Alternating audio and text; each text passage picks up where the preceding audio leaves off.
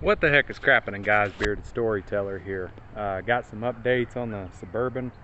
The sun is really bright today. I need a haircut. Got a little too much grease in my hair, you know what I'm saying? But check it out, guys. I am super excited to have this thing back finally. Took it to the shop and I had the engine replaced in it. Probably wondering what all of this is about, and I'll go over that. That ain't no problem at all. But check it out. So, yes, I just got this thing back from the shop.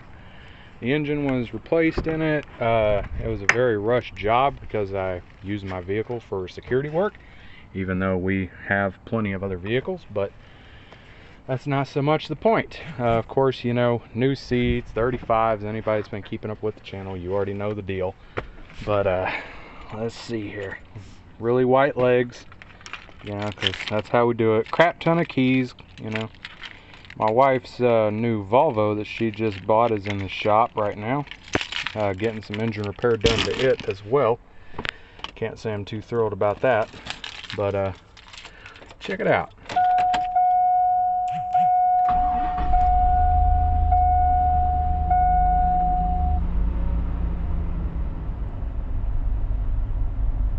Yep, she's got good oil pressure at idle.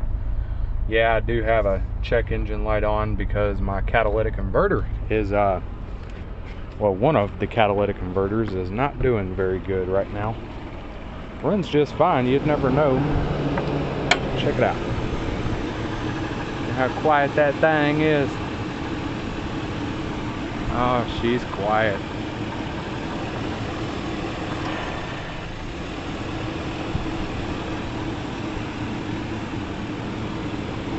Oh yeah.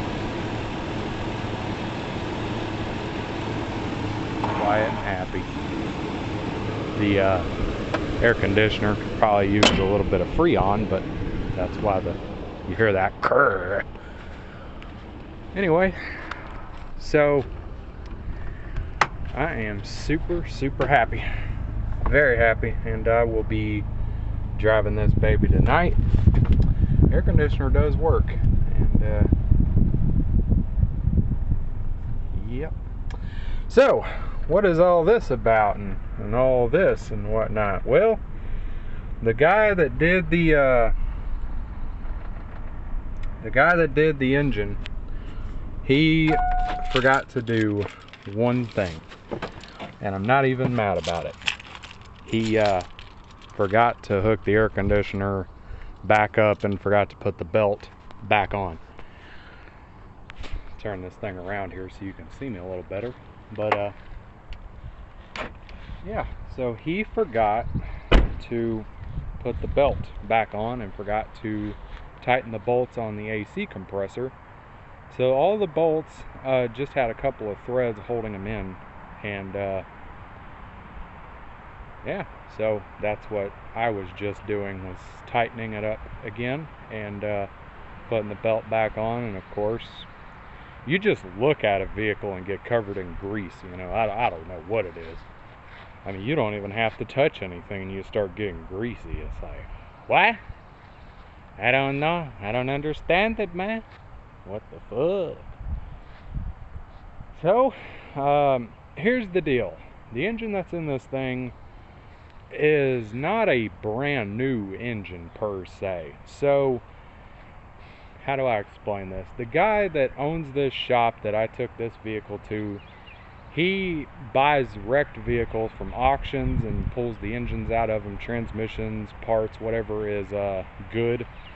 And he builds a lot of race cars and race trucks and stuff like that. So a lot of times what he does is he'll pull the motor out of a wrecked vehicle, rebuild it, and throw it in a Chevy S10 or something, you know, and turbo it or supercharge it, whatever the case might be.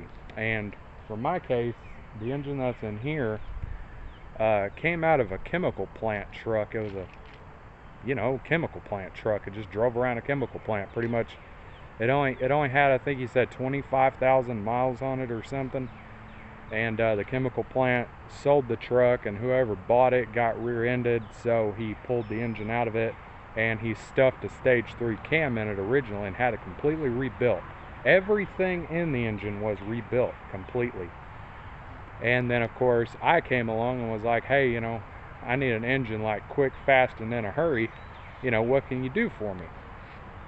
So he ended up having to disassemble the engine because I don't want a stage 3 cam. I don't care to have a cam at all. I just want something that's reliable and, runs like an LS. So anyway, he took the cam out of it and just put a regular stock cam back in it, and took all the forged parts out, put the other stuff. He did leave the LS7 lifters in it, and he left the high flow oil pump in it, stuff like that. So he did the pickup tube, O-ring, typical stuff that happens with these LS engines, or LS based engines, should I say. They were the first LS. It was like LS before LSs were a thing. But anywho, so it was well, $3,000, and but I got a really good engine out of the deal. So it's basically a brand new engine. It's a 25,000 mile block with brand new internals.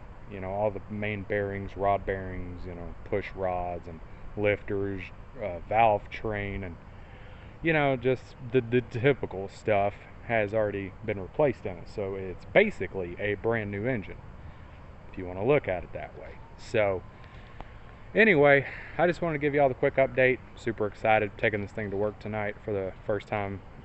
Drove it all the way from almost Conroe, Texas. If y'all know where Cut and Shoot, Texas is, yes, that's actually what the place is called. Cut and Shoot, Texas. Cut and Shoot, Texas. Anyway, drove it all the way from there to my house, which is not in Cut and Shoot, Texas, nor Conroe, but anyway, down here in Texas, you know how we do it. So I don't live in that town of the H.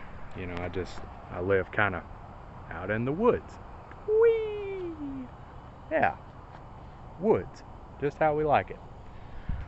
I live a very broke lifestyle, and that's how I like it. So if you don't like that, well, you're just gonna have to go pound sand.